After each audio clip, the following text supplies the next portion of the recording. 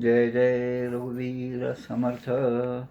शुका सारिखे पूर्ण वैराग्य जाचे, वसिष्ठा परिज्ञान योगेश्वराचे. कवी वाल्मिका सारिखा मान्य ऐसा, नमस्कार माझा सद्गुरु रामदासा. श्रीराम मला वाटते अंतरी त्वा वसावे, तुझ्या दासबोधासी त्वा बोध व्हावे. अपत्यापरी पाववी प्रेमग्रासा, महाराज या सद्गुरु रामदासा. श्रीराम. श्रीकृष्ण गोविंद हरे मुरारे, हे नाथ नारायण वासुदेव. प्रद्युम्न दामोदर विश्वनाथ, मुकुंद विष्णुर्भगवन् नमस्ते.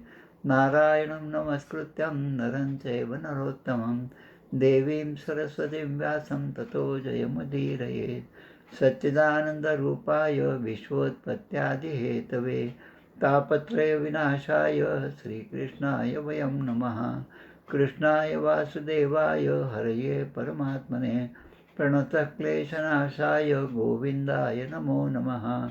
वसुदेवसुतं देवं कंसचाणूरमर्दनं, देवकी परमानन्दं कृष्णं वन्दे जगद्गुरुं. कृष्णकमलपत्राक्षं पुण्यश्रवणकीर्तनं, वासुदेवं जगद्योनिं नौमि नारायणं हरिं. कृष्ण कृष्णेति कृष्णेति यो मां स्मरति नित्यशः, जलं भित्त्वा यथा पद्मं संसारात् उद्धराम्यहं. कृष्णाय वासुदेवाय देवकीनन्दनाय च, नन्दगोपकुमाराय गोविन्दाय नमो नमः. नमः पंकजनाभाय नमः पंकजमालिने, नमः पंकजनेत्राय नमस्ते पंकजांग्रे.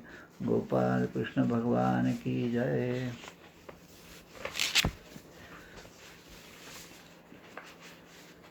यानंतर चतुश्लोकी भागवताचे श्लोक.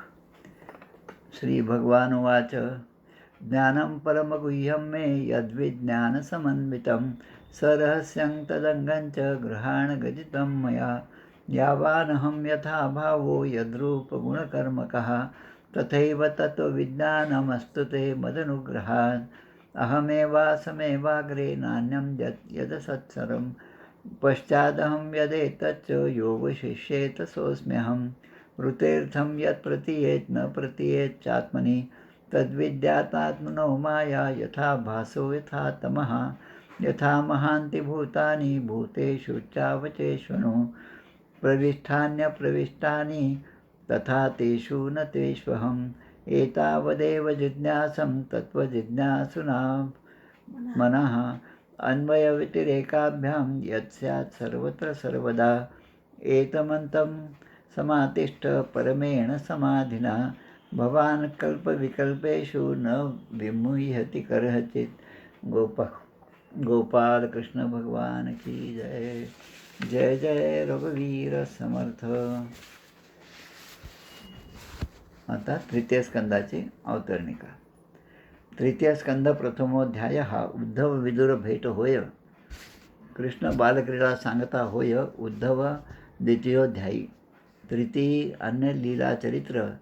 विदुर मैत्रेय भेट चतुर्थ. मैत्रेय सांगे विदुराप्रत सृष्टिक्रम पंचमोध्यायी. षष्ठी विराट शरीर उत्पत्ती. सप्तमी प्रश्न. अष्टमी ब्रह्मोत्पत्ती.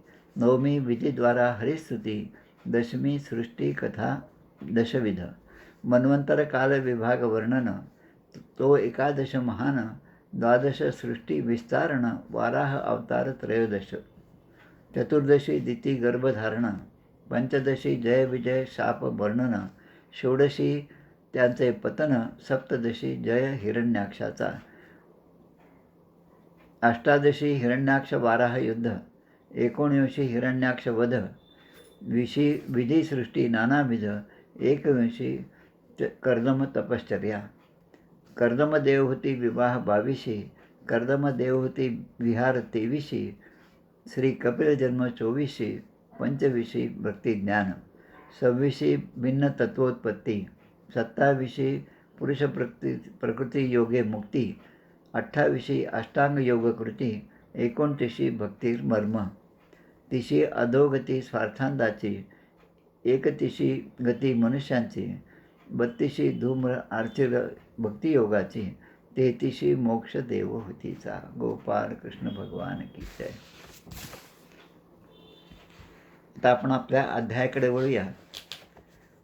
हा जो अध्याय आहे तृतीय स्कंधातला 9वा अध्याय, की ब्रह्मदेवाने केलेली भगवंताची स्तुती.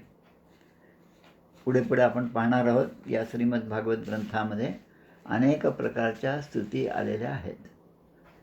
8व्या अध्यायापर्यंतच्या स्तुतींची एक यादी मी केली, थोडक्यात आपण ती पाहूया.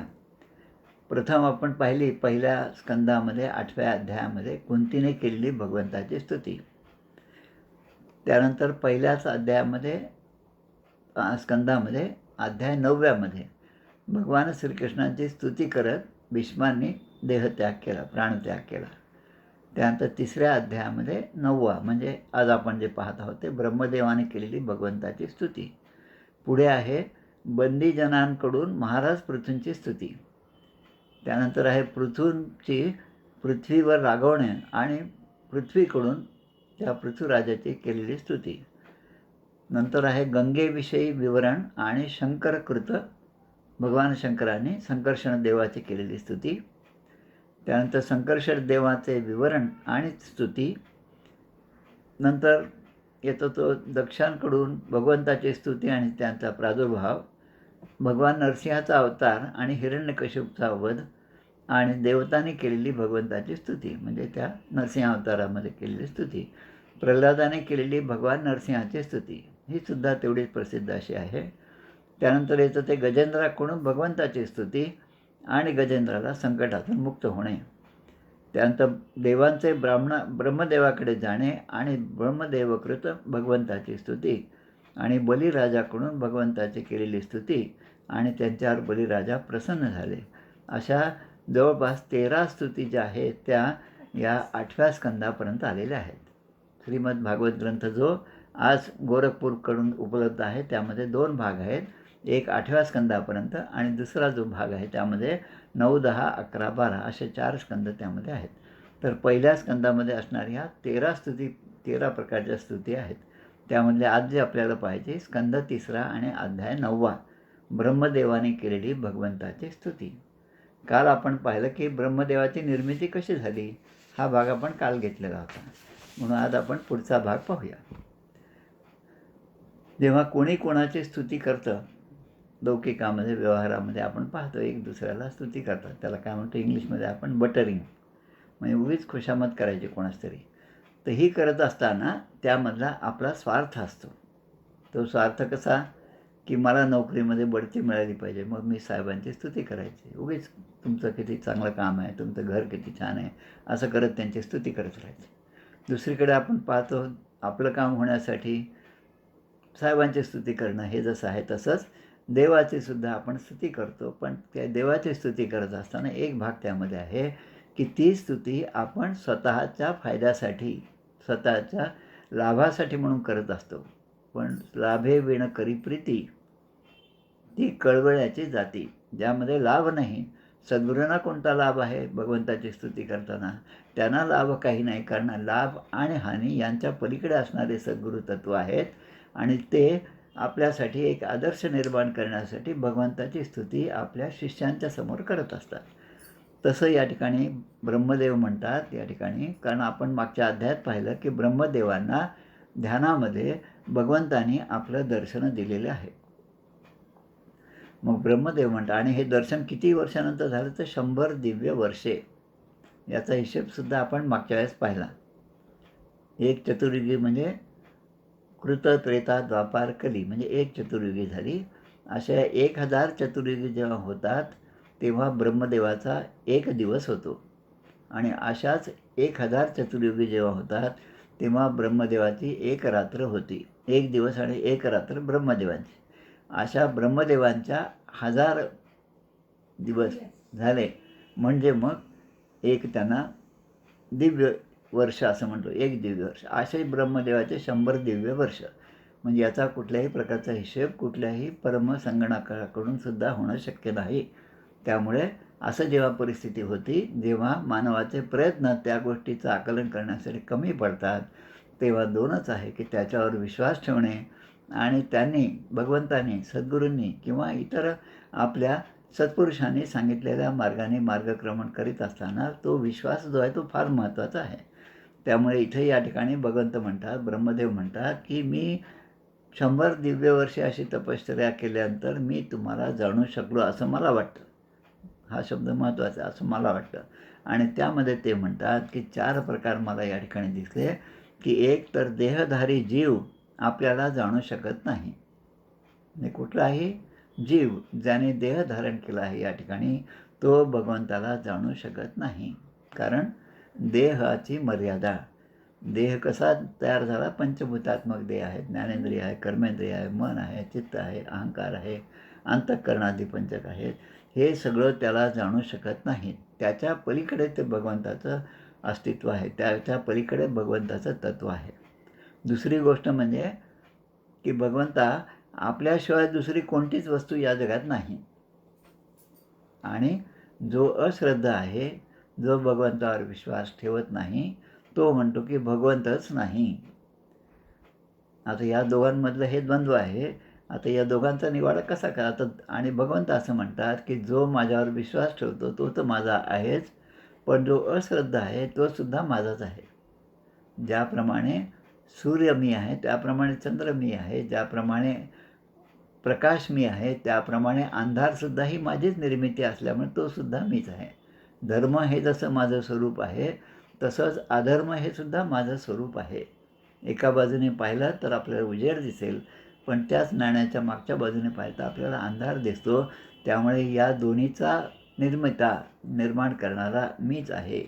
म्हणून या ठिकाणी ते म्हणतात, की आपल्याशिवाय दुसरी कोणतीच वस्तू नाही. हे कोणाला? की ज्यांना हे ज्ञान झालेले आहे ते म्हणतात. ऐकज्ञानाचे लक्षणं. ज्ञान म्हणजे आत्मज्ञान. पाहावे आपणासे आपण या नाव ज्ञान ही दृष्टी ज्यांना आली, त्यांना जिकडे दृष्टी त्यांची जाईल तिकडे, ज्या ज्या स्थळी हे मन जाय माझे, त्या त्या स्थळी हे निजरूप तुझे, मी ठेवितो मस्तक ज्या ठिकाणी, तेथे सद्गुरू पाय दूर, तुझे पाय दूर. अशी दृष्टी किंवा अशी अवस्था साधकासाठी फार महत्त्वाची आहे. आणि असे जे असतील तर तेच फक्त म्हणू शकतात की भगवंता तुझ्याशिवाय दुसरी कोणतीच वस्तू या जगामध्ये नाही. आता यामध्ये 100% जो भाव आहे तो महत्त्वाचा आहे. 99.9999 जरी केलं तरी भगवंताचे दर्शन नाही. आणि भगवंताशिवाय इतर ज्या गोष्टी आहेत त्यामध्ये माणसाचं आकर्षण असतं. आणि हे आकर्षण पंचभूतांनी निर्माण केलेलं आहे. आपल्या शरीराने निर्माण केलं आहे, माझ्या मनाने निर्माण केलं आहे, माझ्या बुद्धीने केलं आहे. आमच्या मुक्ताबाईंचा अभंग या दृष्टीने फार महत्त्वाचा आहे. जगामध्ये ब्रह्म दिसे उघडे, जगामध्ये ब्रह्म दिसे उघडे. मुक्ताबाई म्हणतात, ब्रह्म जे आहे म्हणजे आपल्याशिवाय दुसरी वस्तूच नाही, हे ब्रह्म जे आहे, हे आत्मतत्व जे आहे ते जगामध्ये सगळीकडे आहे. हे उघडपणे दिसतंय, पण लोकांना ते का दिसत नाही असं मुक्ताबाईंचा प्रश्न आहे. त्या काय म्हणतात, की नाना लेणी बुगडी म्हणजे सगळे अलंकार जे आहेत ते सगळे वेगवेगळे आहेत हे जरी दिसत असलं तर त्या अलंकाराच्या मागे असणारं सोनं जे आहे ते म्हणजे हे ब्रह्मतत्व आहे, ते म्हणजे हे परमात्म तत्व आहे. आणि भिंती नाना एकची माती नाना भिंती, परळ आणि सुगडे. भिंत म्हणजे कशाने तयार झाली? भिंत ही मातीतून तयार झाली. परळ, सुगडे हे सुद्धा मातीतून तयार झाले. मग ती माती नसती तर ह्या सगळ्या गोष्टी झाल्याच नसता. तो भगवंत नसता आणि त्याची माया नसती तर काहीच झालं नसतं. मग तो जे काही नसताना जे आहे ते तत्त्व म्हणजे ते परब्रह्म तत्त्व आहे. मग पुढे अजून तिसरा भाग यामध्ये येतो, जी जी वस्तू दिसते ती सुद्धा आपल्याला दिसती म्हणून ते खरी आहे असं वाटतं, पण ते सत्य नाही. लपाला तव तव दिसे, चांगदेव 65 मधली पहिली दुसरीच ओळी आहे. लपाला तव तव दिसे आणि तव तव जवळजवळ दिसे तव तव न असे. म्हणजे भगवंत जोपर्यंत आपल्याला दिसतो तोपर्यंत समोरची सृष्टी ही दिसत नाही आणि जोपर्यंत सृष्टी दिसते तोपर्यंत भगवंताचं दर्शन होत नाही. म्हणून यदृष्टम तन्नष्टम हे तत्त्व आहे. आणि चौथा भाग असा आहे की मायेच्या गुणामध्ये विषमता उत्पन्न झाली. माया काय, रज, तम आणि सत्व या गुणांमध्ये विषमता निर्माण झाल्यामुळे एकच गोष्ट अनेक प्रकारे प्रतीत होत आहे. एकच अलंकार या नाना रूपांनी, एकच सोनं नाना रूपाने अलंकाराच्या रूपाने आपल्यासमोर येतं आणि तो अलंकाराचं रूप आलं, त्याचं नाव आलं की या नाम आणि रूपामध्ये माणूस गुरफटून जातो. आणि मुळामध्ये सोनं तेच आहे. जेवढं ग्राम आपण त्या दुकानदाराला दिलं तेवढं ग्राम आपल्याला परत मिळालेलं आहे. याचा आनंद न मानता माझ्या मनाप्रमाणे हा आकार झाला नाही आणि तो मला पसंत नाही आणि त्यामुळे माणूस दुःखी होतो. या सगळ्या गोष्टी ब्रह्मदेव या ठिकाणी भगवंताला सांगत आहेत की अशी अवस्था होती, पण मला ही 100 दिव्य वर्षे तपश्चर्या केल्यामुळे मी आपल्याला जाणू शकलो. पुढे म्हणतात, भगवंता तुमचं स्वरूप कसं आहे, तर चित शक्तीने आपण प्रकाशित आहात. सच्चित आनंद हे तुमचं स्वरूप आहे.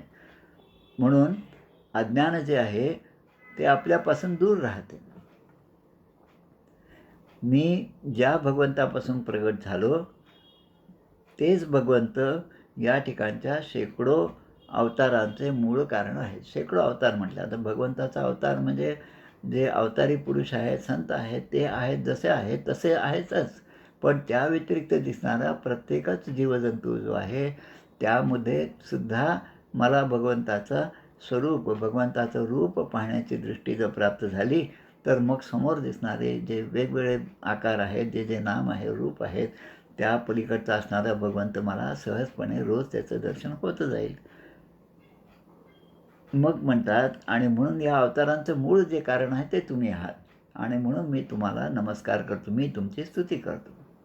आपल्या उर्दूमध्ये 2 शब्द आहेत, खुशामद आणि इबादत. खुशामद म्हणजे काय की जी माणसाची स्तुती, माणसाची मी स्तुती केली त्याला खुशामद म्हणतात. आपण म्हणतो खुशामद केली मराठीत, पुन्हा हा शब्द आहे. आणि इबादत म्हणजे जी आहे ती भगवंताची स्तुती, त्याला इबादत म्हणतात. तसं देवांची स्तुती जर केली तर ती म्हणजे आपल्या धर्माला धरून आहे, पण माणसाची स्तुती केली तर मग समर्थ म्हणतात, नको मना मानवाची नको कीर्ती तू रे. म्हणजे माणसाची नुसती कीर्ती गाऊ नको तू, त्यापेक्षा भगवंताची कीर्ती गा. भगवंताचं नाम, भगवंताचं स्मरण, भगवंताच्या लीलांच्या कथाचं श्रवण हे जो जो तू करशील, त्याचं यशाचं गान करशील, तो तो तुला खऱ्या अर्थाने सुख आणि समाधान प्राप्त होणार आहे. आणि म्हणून समर्थ म्हणतात, दास म्हणे रघुनाथाचा गुण घ्यावा. कारण त्या रघुनाथाने केलेल्या लीला, अचाट असा पराक्रम, त्याने त्या त्या प्रसंगी दाखवलेलं धैर्य, शौर्य हे जे आहे ते आम्हाला एक आदर्श आमच्यासमोर आहे. म्हणून त्या रघुनाथाचा गुण घ्यावा असं ते म्हणतात. तसे या ठिकाणी म्हणतात की विश्वाच्या कल्याणात करणारे आपण आहात आणि मी ब्रह्मदेव म्हणतात, मी आपला उपासक आहे आणि माझं हित व्हावं, माझं चांगलं भलं व्हावं आणि माझ्यावर कृपा करावी या एकाच उद्देशाने तुम्ही मला देखील आपलं स्वरूप दाखवलेलं आहे. मी ध्यानात असताना तुम्ही मला आपलं स्वरूप दाखवलेलं आहे. भगवंतांनी असंच स्वरूप त्या बुधकौशिक ऋषींना दाखवलेलं आहे. आदिष्ठवा अन्यथा स्वप्ने रामरक्षाम मिमाम हरे हे, की शंकराने प्रत्यक्ष भगवंत शंकराने ध्यानामध्ये असताना बुधकौशिक ऋषींना हे रूप दाखवलं आणि त्या बुधकौशिक ऋषींनी जसं आपल्याला त्या ध्यानामध्ये भगवंताचं रूप दिसलं त्याप्रमाणे स्तुती केली आणि त्या स्तुतीमधनं आपली रामरक्षा तयार झालेली आहे. आणि मग ध्यायेत अजानुबाहुं धृतशरधनुष्यं बद्धपद्मासनस्थं, हे सगळं जे रूप त्यांना दिसलं रामाचं, त्याचं वर्णन त्याने त्या रामरक्षेमध्ये केलेलं आहे. तसं या ठिकाणी ते सांगतात, पण जो जीव हा पापात्मा आहे, अनेक प्रकारचे पाप ज्याने केलेले आहेत, जो जीव विषयांकडे आसक्त आहे, जो जीव विषयाच्या मागे धावत आहे, तो जर असेल तर त्याला मात्र अशा प्रकारचं दर्शन होणार नाही. तो या सगळ्या परब्रह्माच्या स्वरूपाचा, रूपाचा, त्याच्या दृष्टांताचा हा अनादरच करत राहणार. आणि हे जाणून मी आपल्याला वारंवार नमस्कार करतो. म्हणून ब्रह्मदेवाने या ठिकाणी ही स्तुती करायला प्रारंभ केला आहे. आपल्या माऊलीच्या हरिपाठामध्ये एक अभंग येतो, 7वा अभंग, पर्वताप्रमाणे पातक करणे वज्रलेप होणे अभक्तासे. अभक्त जो आहे तो कसा की पर्वताप्रमाणे पातक करणे. माझे अपराधांच्या राशी भेदून गेल्या गगनाशी, दयावंता ऋषिकेशी आपल्या ब्रिदाशी सत्य करी, अशी विनंती, अशी स्तुती केली. आणि आपल्यासाठी मागणंसुद्धा त्या विष्णू व्यंकटेश स्तोत्रामध्ये मागितलेलं आहे. कारण काय, नाही जासी भक्ती तो पतित अभक्त, हरिसी न भजत दैवहत. दैवहत म्हणजे त्या दैवाने, त्याच्याच दैवाने, त्याच्याच पूर्वकर्माने त्याचं हनन केलेलं आहे. कारण त्याला नाही जासी भक्ती, ज्याच्या मनामध्ये भक्तीचा उदय झाला नाही तो भजन करणारच नाही भगवंताचं. आणि म्हणून पर्वताप्रमाणे पातक त्याचे झाले आहे. पर्वताप्रमाणे पातक म्हणजे काय, की आता तो पुन्हा त्या पातकांच्या राशी जळणारच नाही, इतके पाप झालेले आहे. पण भगवंताने तरी पण आश्वासन दिले आहे, अपिचेत दुरात्मा भजते माम अनन्य भाग. जो अनन्यपणे माझं भजन करेल, मग तो दुरात्मा असो, पापी असो, कसाही असो, ज्याप्रमाणे मूल कसंही असो, चांगला असो, स्नान केलेलं असेल, स्नान केलेलं नसेल, घाणेरडं असेल, तरी ते आईला जसं प्रिय असतं, पण बापाला तसं ते प्रिय नसतं. म्हणून अशा अवस्थेतल्या मुलाला बाप हा आईकडे आणून देतो आणि आई तेवढ्याच प्रेमाने त्याचं सगळं पालनपोषण, त्याची सगळी स्वच्छता, त्याचं सगळं शुद्धीकरण जे आहे ते आई करते. आणि म्हणून माऊली हा शब्द आहे, म्हणून विठू माऊली. आता ते सांगतात पुढे की तावत भयम द्रविण गेह सुरन निमित्तम, शोक स्पृहा परिभवो विपुलश्च लोभः, तावन्मत्तेत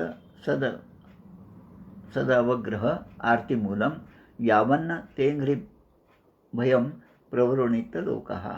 जोपर्यंत माणूस हा अभय देणाऱ्या आपल्या चरणकमलांचा आश्रय घेणार नाही. भगवंताच्या चरणाचे आश्रय घेणं कशासाठी, की आपल्याला त्याने आपलंसं केलं पाहिजे म्हणून त्याच्या चरणाचे आश्रय घेणं. अन्य आश्रयो त्यागः, नारद भक्ती सूत्रामध्ये म्हणले आहे की अन्य आश्रयो त्यागः.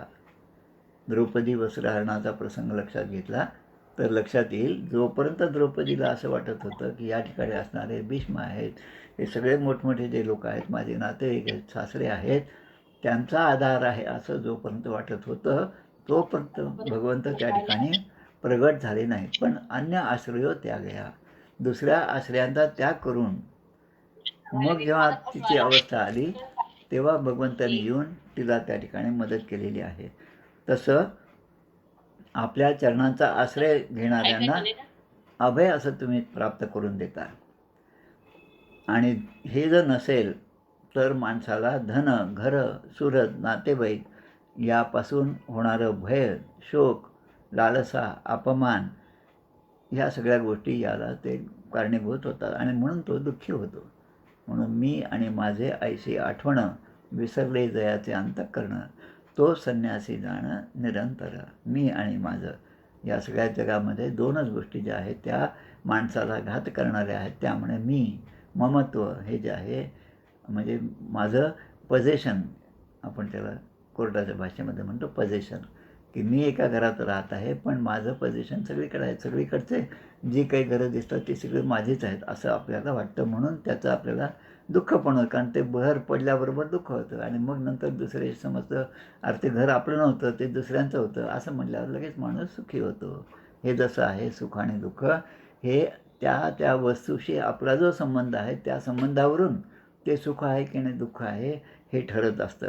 तसं या ठिकाणी तावत भयम द्रविण गेह सुरन निमित्तम. द्रविण म्हणजे पैसा, गेह म्हणजे घर आणि सुरत म्हणजे नातेवाईक वगैरे हे जे आहेत त्यांचा संबंध जोपर्यंत आपल्याशी आहे तोपर्यंत आपल्याला ते दुःखाचंच मूळ आहे. आणि हाच भाग जो आहे तो पुढे अनेक कथांमधून श्रीमद भागवतामध्ये येणार आहे. रवण राजा आणि जडभरताची कथा आहे. कपिल महामुनी आताच या 3ऱ्या स्कंदामध्ये येणार आहे. ते देवहूती मातेला जो उपदेश करतात तो सुद्धा अशाच प्रकारचा आहे. आणि म्हणून सर्व अमंगल गोष्टींना नष्ट करणारे, ज्या अमंगल गोष्टी आहेत त्यांना नष्ट करणारे असे आपण आहात. आणि दीन आणि लोभाने लाचार झालेला माणूस मात्र दुष्कर्म करत राहतो. दुष्कर्माकडे तो का प्रवृत्त होतो? दुर्योधनाला जेव्हा विचारलं तेव्हा तो म्हणतो की जानामि धर्मम, धर्म काय आहे धर्माने वागणं म्हणजे काय आहे हे मला माहीत आहे. जानामि धर्मम. पण न च मे प्रवृत्ती, पण त्या धर्माकडे माझी प्रवृत्ती नाही. संसारात सुद्धा आपण पाहतो कित्येक लोक आपले मित्र असतील, नातेवाईक असतील, ते सुद्धा म्हणतात रामायण महाभारत आम्ही पुष्कळदा पाहिलेलं आहे, पुष्कळदा वाचलेलं आहे, त्याच्यामध्ये हे आहे ते आहे, अगदी सगळं सगळं सांगतात. पण त्यांच्या आचरणातून ते स्पष्ट होत नाही. जसं आमचे गोंदवलेकर महाराजांचं एक वाक्य आहे की बापाचं पत्र आलं की आपण ते पत्र एकदा वाचतो आणि ठेवून देतो, पुन्हा वाचत नाही, असं होत नाही. ते पत्र आपण पुन्हा पुन्हा वाचतो.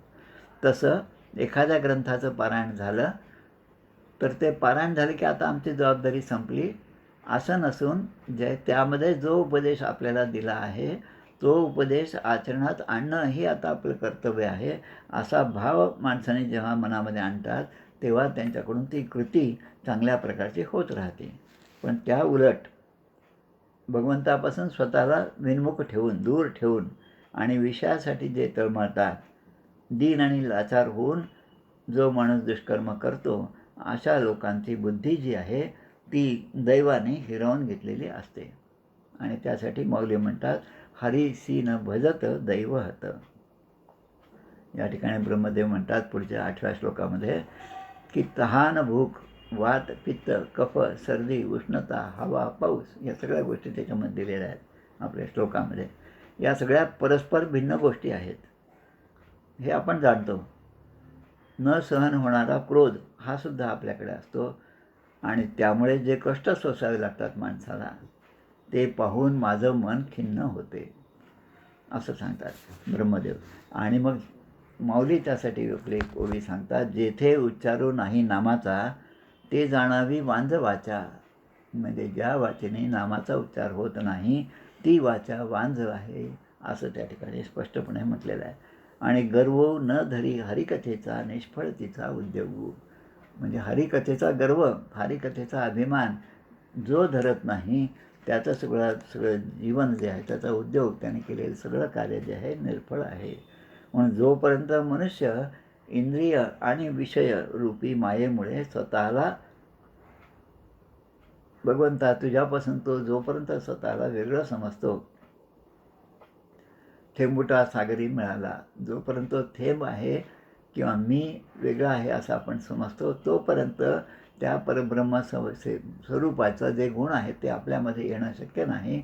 पण मीच त्याचा अंश आहे. सहा अहम, अहम ब्रह्मास्मी, तो म्हणजे मीच आहे आणि मी म्हणजे तोच आहे असा भाव ज्या ठिकाणी साधकाच्या मनात निर्माण होईल तेव्हा तो त्याच्याशी एकरूप होईल. आणि दुसरीकडे म्हणतात संकोचूनी काय झालासी लहान, घेई आपोषण ब्रह्मांडाचे. संकुचित वृत्ती ही माणसाला अधोगतीकडे नेते आणि दुसरी वृत्ती संकोचित नसलेली देव परब्रह्माशी एकरूप करून देते. आणि त्यासाठी पुन्हा असा जो माणूस आहे तो मात्र या जन्ममरणाच्या फेऱ्यातून त्याची सुटका होत नाही. यासाठी श्रीमद भगवद्गीतेमध्ये 3 श्लोक महत्त्वाचे आहेत की आपली वृत्ती जी आहे ती राजसिक असेल, तामसिक असेल आणि सात्विक असेल. यत्तद अग्रे विषमीव परिणामे अमृतोपमम. म्हणजे यत्तद अग्रे त्याच्या टोकावरती विषमीव ते कडू असेल पण त्याचा परिणाम हा अमृतासारखा असेल. तत्सुखम सात्विकम प्रोक्तम आत्मबुद्धी प्रसादजम. लहान मुलांना त्या गोळ्या देतात डॉक्टरकडून, त्या गोळ्या अगदी गोड असतात पहा. कदाचित त्याला चांगला सीताफळाचा वास असेल, त्या टरबुजाचा वास असेल, चव असेल, मुलं त्या आनंदाने घेतात. यत्तद अग्रे त्याच्या उलट काही यत्तद अग्रे विषमी व परिणामे अमृतम, पण त्याचा परिणाम जो आहे तो परिणाम चांगला होत असतो. आणि ते सुख जे आहे ज्याचा परिणाम चांगला होतो, मग ते वरून कसेही असलं तरी परिणाम काय आहे तर 2 गोष्टी ज्या आहेत श्रेय आणि प्रेय, या 2 गोष्टी फार महत्त्वाच्या आहेत. प्रेय म्हणजे मला जे प्रिय वाटतं ते, आणि श्रेय म्हणजे मला जे श्रेयस्कर आहे, अंतिम जी प्राप्ती मला करून घ्यायची ते जर त्याच्यामध्ये असेल ते मला प्रिय आहे. सुरुची आणि सुनीती या 2 ज्या पत्नी आहेत त्यांची नावंसुद्धा त्याच प्रकारची आहेत. सुनीती म्हणजे नीती धर्माने वागणारी आणि सुरुची म्हणजे आपल्या आवडीप्रमाणे वागणारी. म्हणून याचा धोका जो आहे तो लक्षात घेतला पाहिजे माणसाने. आणि पुढच्या श्लोकात म्हणतात, विषयेंद्रिय संयोगात यत्तद अग्रे अमृतोपम. विषय आणि इंद्रियांचा संयोग हा कसा आहे, तर तो अग्रे म्हणजे दिसायला तो अमृताप्रमाणे आहे, पण परिणामे विषमीव, त्याचा परिणाम मात्र विषासारखा होतो. असे जे कर्म त्याला राजसी. आणि पुढे यत्तद अग्रे चानुबंदेश सुखम मोहनम आत्मनः निद्रा आलस्य प्रमोद धाताय. म्हणजे निद्रा, आळस, प्रमाद या ज्यापासून निर्माण होतात ते सगळे तामस वृत्ती आहेत. अशा प्रकारे ब्रह्मदेवाने आपल्या स्तुतीमध्ये या सगळ्या गोष्टींचा अंतर्भाव केले आहे. पुढे ब्रह्मदेव म्हणतात की साक्षात जे मुनी आहेत, जे उच्च स्तरावर जाऊन पोचलेले आहेत, त्यांना जरी आपल्या कथा कीर्तनांमध्ये ते विन्मुख झाले तर त्यांनाही या संसारामध्ये अडकावे लागते. साध्या कितीतरी गोष्टी आहेत, अशा उदाहरणं कितीतरी सांगता येतील. भीष्म जे शरपंजरी पडले त्याचं कारण जे आहे ते मागे पण सांगितलं असेल, आताही आठवण करून देतो की त्या छोट्या एका गांडुळाला काट्याने टोचलेलं होतं आणि टोचता टोचता ते गांडूळ ते मरण पावलं. पण हे जे कृत्य त्यांच्याकडून घडलं त्याचा परिणाम एवढा मोठा झाला की त्यांना पुढच्या आयुष्यामध्ये ते हजारो बाणं टोचलेलं असताना शरशय्येवर त्या ठिकाणी पडावं लागलं. म्हणून येत नाही बोल नाही जनासे शिकवावे आपल्या मनासे. म्हणून या ठिकाणी ब्रह्मदेव म्हणतात की महत्त्वाचं काय आहे की महत्कृत्य सांडून मागे देवासे ये लाग वेगे भक्ती निकट अंतरंगे तो सत्वगुण. हा सत्वगुण माणसाने धारण केला पाहिजे. आणि त्या उलट नामासी विन्मुख तो नर पापिया हरी वेळ धावया न पावे कोणी. नामासी विन्मुख झालं तर मग संसारामध्ये अडकावं लागतं. आणि नामाचं आपण सन्मुख होणं म्हणजे अखंड नाम घेतलं तर मुक्ती आपल्याला शक्य होते. पुढे अजून एक श्लोक येतो, पूसा मतो विविध कर्मभिर अध्वरा देई दानेन चोग्र तपसा व्रतचर्ये याच आराधनम भगवतस्तव सत्क्रियार्थो धर्मार्पित करिचित अंग्रियते न यत्र. म्हणजे जे कर्म आपल्याला अर्पण केले जाते त्याचा कधीही नाश होत नाही. आपलं कर्म जे आहेत, आपण जे जे करतो ते करत असताना मनामध्ये भगवंताचं स्मरण असताना आपण जर केलं तर ते सगळं भगवंताला प्राप्त होतं आणि ते अक्षय राहतं. त्याचा क्षय होत नाही त्या कर्माचा. ते भगवंताच्या चरणी ते काय म्हणतो आपण समर्पण होतं. एखादं दान असेल, खडतर तप असेल, व्रत असेल, यज्ञ यागादी कर्म असतील, याच्याद्वारा देखील आपण भगवंताची आराधना करतो आणि ते करणं म्हणजेच आपल्याला मिळणारं सगळ्यात चांगलं फळ होय. फक्त ती बुद्धी जी आहे ती अर्पण बुद्धी पाहिजे, समर्पणाचा भाव त्यामध्ये महत्त्वाचा आहे. तसं या ठिकाणी म्हणतात की आपण आपल्या स्वरूपाच्या प्रकाशाने, म्हणजे ब्रह्मदेव भगवंताला म्हणतात की प्राण्यांचा भेद भ्रमरूप अंधकार नष्ट करतात.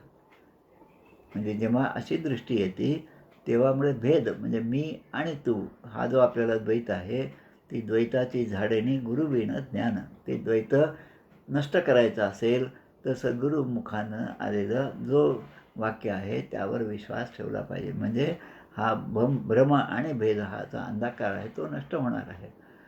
आणि आपण स्वतः या अशा ज्ञानाचे अधिष्ठान आहात. हे ज्ञान आपल्यापासूनच निर्माण झाले आहे आणि म्हणून मी आपणाला नमस्कार करतो, ब्रह्मदेव म्हणतात. या संसाराची उत्पत्ती, स्थिती आणि लय ही आपलीच लीला आहे. भगवंतानेच हे सगळं निर्माण केलं, त्याचं पालन पण त्यानेच केलेलं आहे आणि त्याचा संहारसुद्धा भगवंतच करीत आहे.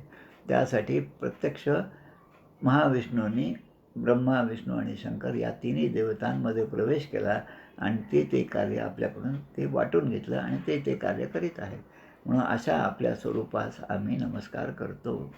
यस्यावतार गुणकर्म विडंबनानी नामानी ये सुविगमे विवशा गृणंती ते नैकजन्म शमलम सहसैव हित्वा संयात्य पावृतमतम तमजम प्रपद्ये.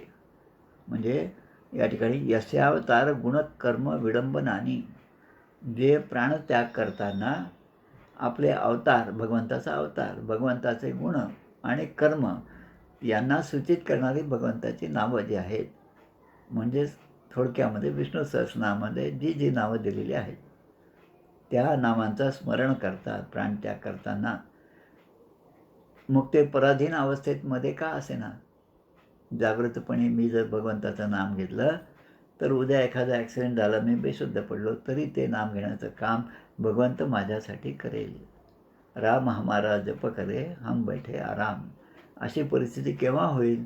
जेव्हा माझं नाम त्या भगवंतापर्यंत पोहोचेल, तेव्हाच भगवंताला असं वाटेल की अरे हा माझा भक्त आहे. आणि नुपेक्षी कदा रामदासाभिमानी नुपेक्षी कदा देवभक्ताभिमानी या न्यायाने स्वतःचं ब्रीद खरं करण्यासाठी तो लगेच धावून येईल.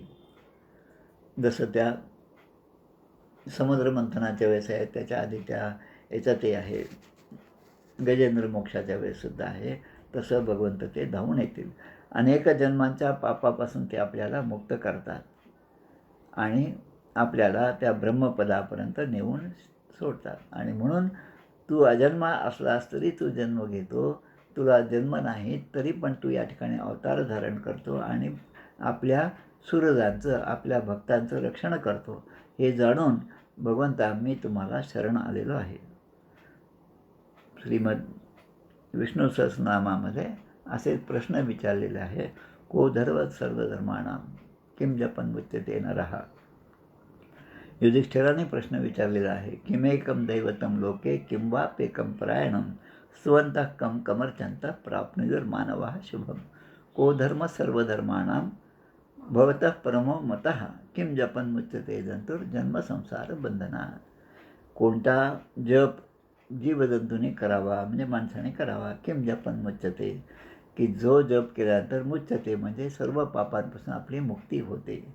भवतः परमो मतः को धर्म सर्वधर्माणां. सगळ्या धर्मांमध्ये अत्यंत श्रेष्ठ असा धर्म कोणता आहे? त्यालाच आपले समर्थ सांगतात. म्हणे दास विश्वास नामे धरावा प्रभाते म्हणे रामचिंतेत जावं. नवे कर्मना धर्मना योग काही नवे भोगना त्यागना सांग पाही.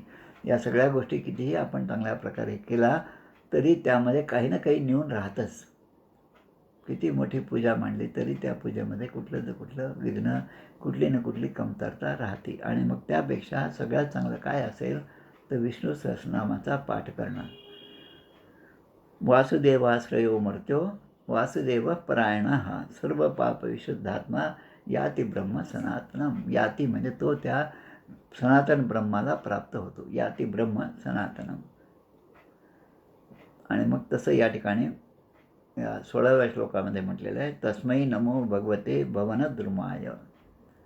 भवनद्रुमाय म्हणजे हा सगळा संसार जो आहे एका मोठ्या वृक्षाप्रमाणे कल्पना केलेली आहे. म्हणून या विश्वरूपाच्या रूपामध्ये भगवंता तुम्ही आमच्यासमोर विराजमान आहात. आणि मूळ प्रकृतीचा स्वीकार करून, कारण भगवंत सुरुवातीला अगदी आदिकाळामध्ये एकटेच होते. त्यांनी त्या मायेला स्वतःहूनच निर्माण केलं.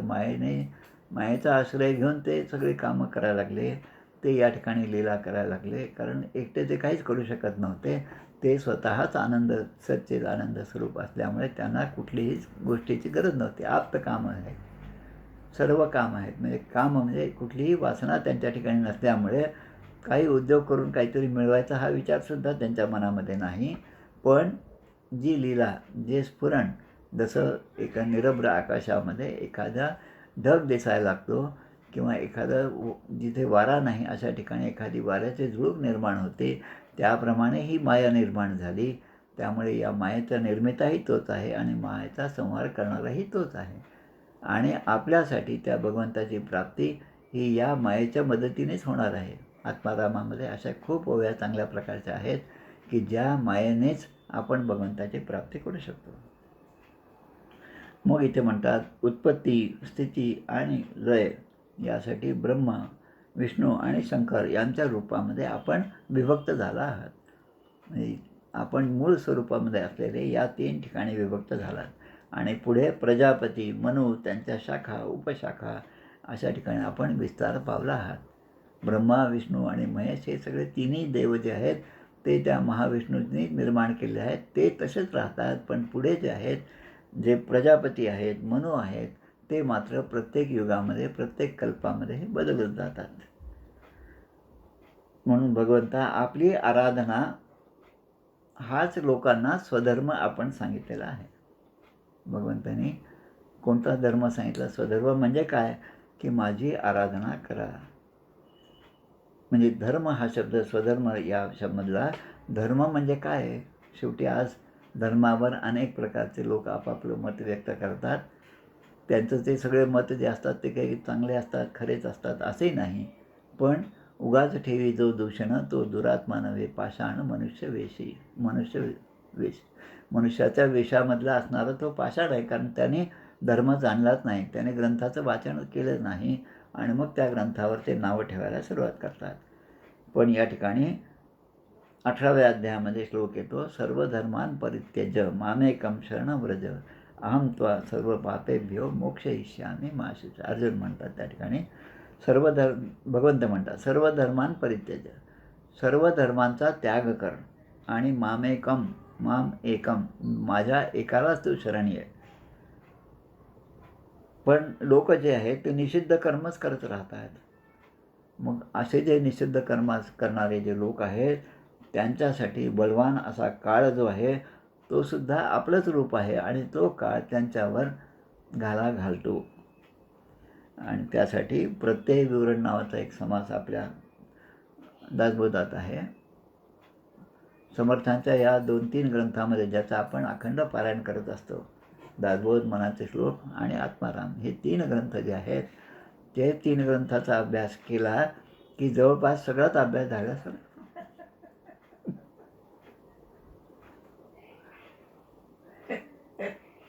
आणि त्याला प्रमाण आहे. दासबोधामध्ये म्हणजे एकट्या दासबोधामध्ये सगळ्या गोष्टी आहेत. श्रीमद दासबोध स्तमक नावाचा एक संस्कृत 12-13 श्लोक आमच्या भगवान श्रीधर स्वामींनी रचलेले आहेत. त्यामध्ये भागवत आपल्या दासबोध ग्रंथाचं स्तवन केलेलं आहे. आणि एवढा सगळा दासबोध सांगितला, गुरुशिष्यांचा संवाद सांगितला आणि मग समर्थ म्हणतात पुढे की एवढं सगळं मी सांगितलं पण तुझ्या वृत्तीमध्ये काही पालट दिसला नाही. असं जेव्हा सद्गुरूंच्या लक्षात येतं तेव्हा सद्गुरूंनी पुन्हा आत्मारामासारखा ग्रंथ लिहिला. दासबोधी ते समासी निर्मळ केले मी पणासी, परिवृत्तीसी पालट दिसेना. आणि म्हणून पुन्हा आत्मारामासारखा ग्रंथ लिहिला. आणि मग लक्षात आलं की अजून याच्याही पुढे आपल्याला गेलं पाहिजे. आणि मग मनाच्या श्लोकाची निर्मिती झाली. म्हणजे याच क्रमाने हे सगळे 3ही निर्माण झाले असं मला म्हणायचं नाही. पण हे 3 ग्रंथ वाचले तर सगळी आपल्या जीवनाची परिपूर्णता सहजपणे प्राप्त होते. आपण या रामदासी संप्रदायाचे आहोत म्हणून हे 3 ग्रंथ आपल्यासाठी महत्त्वाचे आहेत. जे वारकरी आहेत त्यांच्यासाठी ज्ञानेश्वरी आहे, तुकारामांची गाथा आहे, त्यानंतर अमृतानुभवसारखा ग्रंथ आहे आणि हरिपाठासारखे अभंग आहेत. म्हणजे प्रत्येक संप्रदायामध्ये असे सगळे ग्रंथ निर्माण झालेले आहेत की ते ग्रंथ माणसाला परिपूर्ण करून जातात. प्रत्यय विवरण हा जो समास मी आत्ता सांगत होतो त्यामध्ये जी गोष्ट आहे ती फार महत्त्वाची. इथे जसं भगवंतांनी म्हटलं की तुम्हाला जे विन्मुख झाले त्यांना मात्र या ठिकाणी संसारात अडकून राहावं लागलं. पुसा मतो विविध कर्म भिरद्वरा देई दानेन चोग्र तपसा वृतचर्य याच. तर या ठिकाणी ते म्हणतात या कारणे सर्व सांडावे एका देवास झुंडावे. भगवंतच म्हणतात या कारणे सर्व सांडावे एका देवास झुंडावे. म्हणजेच दुसऱ्या अर्थाने सर्व धर्मान परित्यज्य मामेकम शरणं व्रज. आणि मग म्हणतात तरीच वर्म पडे ठावे काही एक. असं केलं तर काही वर्म जे मुख्य सांगायचं ते तुम्हाला प्राप्त होईल. सर्व सांडून शोधा मधला म्हणजे सर्व धर्मान परित्यज्य, सर्व सांडून शोधा मधला ऐसे देवच बोलिला. भगवंताने श्रीकृष्णाचंच हे वचन आहे. श्री भगवान वाच म्हणत सर्व धर्मान परित्यज्य मामेकम शरणं व्रज. आणि मग म्हणतात ते सर्व सांडून शोधा मजला ऐसे देवच बोलिला. लोकी शब्द अमान्य केला भगवंताचा. पहा म्हणजे भगवंताला सुद्धा त्याचा सुद्धा शब्द अमान्य करणारी पिढी निर्माण होत आहे. हे कलियुगाचं लक्षण आहे. कितीही सांगितलं तरी मुलगा ऐकत नाही असं जेव्हा लक्षात येतं तेव्हा आपले संस्कार कमी पडतात असं आईबापाला मनापासून वाटलं पाहिजे. आणि अशी परिस्थिती होऊ नये म्हणून प्रभाते मनी रामचिंतित जावा. संस्कार जे आहेत, आमच्या सुनीलचं जे पुस्तक आहे संस्काराचे मोती, त्याचं नावच वाचकाला आकृष्ट करण्यासारखं आहे. आणि म्हणून या ठिकाणी म्हटलेलं आहे की म्हणोनी नाना दुःखे भोगिती सर्व काळ कष्टी होती. कारण भगवंताचा शब्द अमान्य केला आणि म्हणून नाना दुःखे भोगिती सर्व काळ कष्टी होती. मनी सुखची इच्छिती परिते कैसे. म्हणजे जिथे सुख नाही तिथे ते सुखाचा शोध घेतात. विषयामध्ये सुख नाही आणि त्या विषयापासून सुखाची अपेक्षा करतात. वरती करून जाताळी, काल आपण पाहिलं की शुनक किंवा तो कुत्रा जो आहे तो ते हाड चघळत असतो, पण त्यात ते सुख नाही, त्याच्या लक्षात येत नाही. तसं आपलं होतं, मनी सुखाची इच्छिती परिते कैसे. आणि त्यासाठी सगळ्यात चांगला मार्ग आपल्याला सांगितला, करते यासी ओळखावे यास विवेक म्हणावे, विवेक सांडिता व्हावे परम दुःखी. या ठिकाणी ब्रह्मदेवाने जी स्तुती केली आहे ती स्तुती यासाठीच आहे की या सगळ्याचा करता, माझी उत्पत्ती या कमळामध्ये मी कसा आलो, या भोवती सगळीकडे काहीच नसताना माझी निर्मिती झाली कशी, असं जे मुख्य जो आहे करता जो आहे त्याला ओळखण्यासाठी ब्रह्मदेवाने प्रयत्न केले. आणि तेव्हा कुठे त्या भगवंताने त्यांना दर्शन दिलं. आणि यास विवेक म्हणावे समर्थ म्हणतात. आणि विवेक सांडिता व्हावे परम दुःखी. आणि म्हणून ब्रह्मदेवांना सुद्धा ही म्हणजे विवंचना आहे की एवढं सगळं आपण सांगितलं तरी पण लोक जे आहेत त्या मार्गाला जात नाही, याला आता काय म्हणावं. आणि आता ब्रह्मदेव आपल्याबद्दल स्वतःबद्दल सांगतात की द्विपरार्ध वर्ष असं माझं आयुष्य आहे. सर्वांना प्रिय अशा सत्यलोकाचा मी अधिष्ठाता आहे. आणि एवढं सगळं माझं ऐश्वर्य असूनसुद्धा मी काळाला भीतो. काळ जो आहे तो भगवंताचा, त्याला मी भीतो. आता हे भीतोमधले दोन शब्द आहेत. भित्रा, भित्रा म्हणजे भी, म्हणजे पहिला शब्द भी म्हणजे काळाला घाबरणारा, आणि त्रा म्हणजे काळाला घाबरणारा मी आहे आणि त्यापासून माझं तुम्ही रक्षण करावं. त्रा आपण म्हणतो त्राहिमाम त्राहिमाम पाहिमाम पाहिमाम. घ्राणम पातु मखत्राता मुखम समित्री वत्सलाहा, हे जे आपण म्हणतो ना, त्यामध्ये हेच घे, त्यापासून माझं रक्षण करा. कानापासून कानाचं रक्षण करा, सगळ्या अवयवांचं रक्षण करा. आणि म्हणून त्राहिमाम त्राहिमाम. भित्रा हा जो शब्द आहे तो सुद्धा या अर्थाने तयार झालेला आहे. म्हणून आपल्या नाभी कमळामधून माझा जन्म झाला आणि आपल्या कृपेने ही सगळी रचना करण्याचं सामर्थ्य माझ्यामध्ये आलेलं आहे. आता भगवंता आपली योगनिद्रा जी आहे ती संपलेली आहे. हळूहळू आपले नेत्र उघडत आहेत असं मला दिसत आहे. म्हणून मी आपल्या त्या परब्रह्मस्वरूपाला नमस्कार करतो. एष प्रपन्न वरदो रमयात्मशक्त्या यद्यत करिष्यति गृहीत गुणावतारः तस्मिन् स्वविक्रम इदं सृजतो पिचेतो युंजित कर्मशमलम च यथा विजय्याम. म्हणजे आपण भक्तांच्या इच्छा पूर्ण करणारे आहेत. आपली शक्ती या लक्ष्मीसहित म्हणजे मायेसहित या ठिकाणी अनेक गुणावतार घेऊन आपण हे अद्भुत असे कर्म करीत आहात. आणि त्यापैकीच एक कर्म म्हणजे आपण मला जे काम दिलं या सृष्टी रचनेचं, ते सुद्धा कार्य जे आहे ते आपल्याच कृपेने माझ्याकडून होणार आहे. आपण अकारण असे करुणा करणारे आहात, पण माझ्या मनातला हा जो विषाद आहे तो आपण दूर करावा. म्हणून मैत्रेय सांगतात या ठिकाणी, मैत्रेय आणि विदुरांचा संवाद सुरू आहे. आणि ही कथा ब्रह्मदेवाने केलेली परब्रह्माची स्तुती हे मैत्रेय ऋषी सांगत आहेत. ते म्हणतात, वेदगर्भा ब्रह्मदेवा, तू या बाबतीमध्ये आळस करू नको. आणि तुम्ही काय करायचं तर सृष्टी रचनेसाठी उद्योग कर. आणि माझ्यापासून जे काही तुला अपेक्षित आहे ते सर्व मी तुला आधीच दिलेलं आहे. तू तप कर आणि अनुष्ठान कर आणि भगवंताचं ज्ञानाचं अनुष्ठान कर. त्यामुळे सर्व लोकांना स्पष्टपणे आपल्या अंतःकरणात तू पाहशील. यासाठी मग पुन्हा अजून एक दाखला आहे. यो माम पश्यती सर्वत्र सर्वंच मयी पश्यती तस्याहम न प्रणश्यामी सचमे न प्रणश्यती. जसं लाकडामध्ये अग्नी असतो पण तो प्रदीप्त झालेला नसतो, तो सुप्त अवस्थेमध्ये असतो, त्याप्रमाणे जीव मला पाहतो आणि त्यामुळे तो अज्ञानातून मुक्त होतो. म्हणून सृष्टी निर्माण करताना या ठिकाणी ब्रह्मदेवाने काय मागितलं आहे तर ही सृष्टी निर्माण करताना माझ्यामध्ये कुठल्याही प्रकारचा मोह होणार नाही. माझं कर्तृत्व हे माझं आहे असा मोह अहंकारसुद्धा मला होऊ नये असा तुम्ही मला आशीर्वाद द्या. की माझ्या कथांमध्ये गुंगून तू माझी एवढी स्तुती केली, देव म्हणतात त्यांना की ब्रह्मदेवाला, आणि त्यामुळे मी प्रसन्न झालेलो आहे आणि मग तुला मी आशीर्वाद देतो. जे जे काही तू निर्माण करशील, ते वास्तू असेल, तप असेल, यज्ञ असेल, योग असेल किंवा समाधी अवस्था असेल, की त्यामध्ये जे फळ मिळतं ते फळ म्हणजे माझी प्रसन्नता आहे. एवढं सगळं करून काय मिळवायचं? भगवंताची प्रसन्नताच आपल्याला मिळवायची आहे आणि ती प्रसन्नता केव्हाही मिळणारच आहे. आणि त्यामुळे सृष्टी निर्माणाचे कार्य जे आहे तू आता यापुढे सुरू कर, असं भगवंत त्या ठिकाणी ब्रह्मदेवांना सांगत आहेत. असा हा अध्याय या ठिकाणी समाप्त होतो, 9वा अध्याय. इथे श्रीमद्भागवते पारमहंस्यां महापुराणे पारमहंस्यां संहितायां तृतीयस्कंदे 9मोऽध्यायः. आता 10वा जो अध्याय आहे, भगवंतांनी जी सृष्टी निर्माण केली त्या 10 प्रकारच्या सृष्टीचं वर्णन जे आहे ब्रह्मदेवाने केलेल्या, ते आता पुढच्या अध्यायामध्ये आपण पाहणार आहोत. गोपाल कृष्ण भगवान की जय. आता आरती म्हणूया आपण.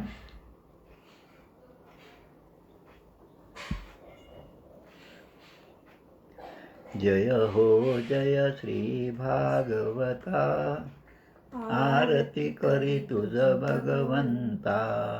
श्री शुक मुनीने परम भक्तीने नाना परीने गायले जा हरिचरिता. आरती करी तुझ भगवंता. वेद तरुचे मधुर फळ, स्वादुरसे जे सोज्वळ.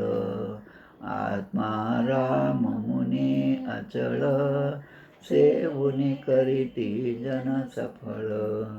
महापर्वणी आली अवनी, की अगहरिणी भवजल तरणी. ती पतिता आरती करी तुझ भगवंता.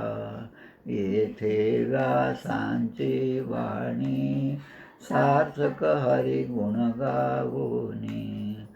शास्त्र पुराणी मुकुटमणी, परम प्रेमामृत जननी. सहज सेविता भाविक भक्ता, उदार दाता मोक्ष तत्वता. देहाता आरती करी तुझ भगवंता. गमते जणू मानस तीर्थ, 12 सोपाने युक्त. निर्मल भक्ती जले भरित, विहरे हरिहंस चितेथ. शोक सुकुमले संत अलिकुले, सेवुनी रमले भान विसरले रस पिता. आरती करी तुझ भगवंता. अपार महिमा ग्रंथाचा, वदवेना कोणासाचा.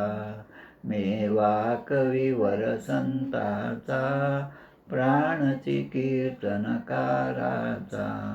जडबोधाचा स्वयंप्रभेचा, 12 कळीचा रवी अंतरिचा. तमहरता आरती करी तुझ भगवंता. ग्रंथ नव्हे हा श्रीकृष्ण, गीते वेधी मन पूर्ण. अनन्य होता या शरण, खचित टळे जन्म मरण. त्रितापदाती चिरये शांती, नाथ ही वदती रामपदी ठेवी माथा. आरती करी तुझ भगवंता. जय हो जय श्री भागवता. आरती करी तुझ भगवंता. गोपाल कृष्ण भगवान की जय. जय जय रघुवीर समर्थ.